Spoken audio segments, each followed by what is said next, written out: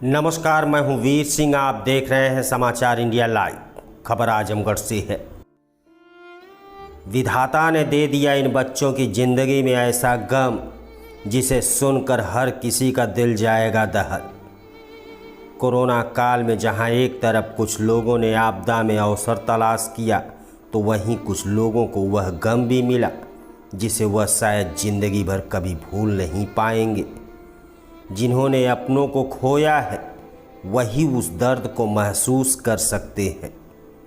इस महामारी में जहां परिवार में किसी एक को छीना, तो वहीं कहीं कहीं पूरे परिवार को ही छीन लिया और छोड़ दिया उन बच्चों को जो आज खुद अपनी ज़िंदगी की जंग लड़ रहे हैं। दिल दहला देने वाली घटना नगर पंचायत अजमतगढ़ के जानकीपुरम में स्थित चौहान बस्ती की है, जहां एक ही परिवार के कई सदस्यों की कुछ ही दिन के अंतराल में मौत हो जाने से बच्चे अनाथ हो गए। बताया जा रहा है कि लक्ष्मीराम चौहान पुत्र स्वर्गीय राम सूरज चौहान पंजाब में मजदूरी करते थे। लॉकडाउन के कारण उन्हें मजदूरी छोड़कर घर को वापस लौटना पड़ा था। कुछ ही दिन बीते थे कि पत्नी सुनीता चौहान की अचानक तबीयत बिगड़ी और 1 मई को उनकी मौत हो गई। अभी पत्नी के दुख के बादल छटे भी नहीं थे कि परिवार की लाठी कहे जाने वाले लक्ष्मीराम चौहान की भी तबीयत खराब हो गई। आर्थिक तंगी के चलते ढंग से इलाज तक नहीं हो पाया और 6 मई को लक्ष्मीराम की भी मौत हो गई। बच्चों के सर से माँ बाप का साया हट गया। बच्चों के आंसू दुहाई देते रहे, लेकिन उनके गम को कम करने के लिए माँ बाप का साया ना रहा। इस घटना से पूरे गांव में मातम छाया हुआ था, लेकिन अभी भी होनी को कुछ और ही मंजूर था। अभी परिवार में 2 परिजनों की मृत्यु के घाव पर मरहम लगा भी नहीं था कि लक्ष्मीराम चौहान की माता झिनकी देवी, जो घर की मुखिया कहे जाने वाली ऐसी महिला जो घर को एक धागे में बांधे हुई थी, अपने बच्चों की मौत का गम नहीं बर्दाश्त कर पाई और 1 जून को उन्होंने भी सदा के लिए आंखें बंद कर ली। उनकी भी मृत्यु हो जाने से घर की आखिरी उम्मीद भी चली गई, जो बच्चों और गांव वालों के घाव को और भी ताज़ा कर दिया। चौहान बस्ती गांव के हर कोने में इस घटना से मानो गहरी खामोशी छा गई हो।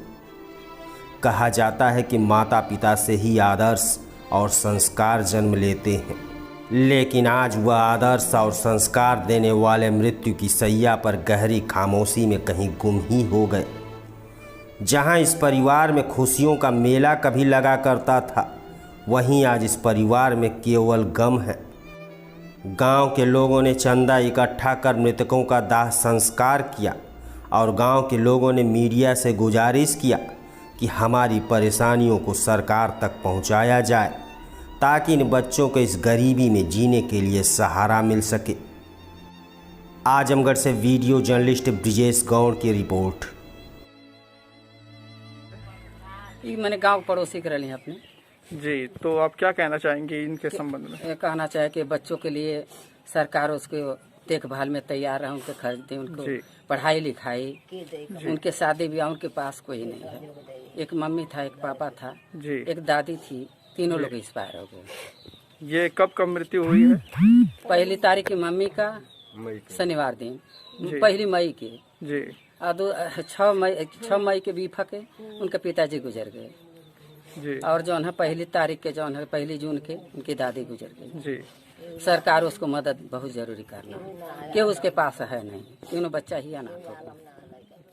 आपका नाम? मनोज चौहान। यहाँ पे आपके परिजनों की मृत्यु हो गई है, इस संबंध में आप क्या कहना चाहेंगे? क्या 1 ही महीने में सारे तीनों लोग की मृत्यु हो गई है, इस करके हम लोग बहुत दुखी हैं। किसकी मृत्यु हुई है? मम्मी पापा दादी की।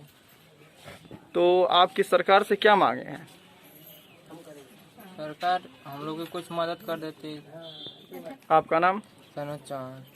यहाँ पे परिजनों की मृत्यु हुई है, आपका मतलब उसमें उनसे क्या रिश्ता था?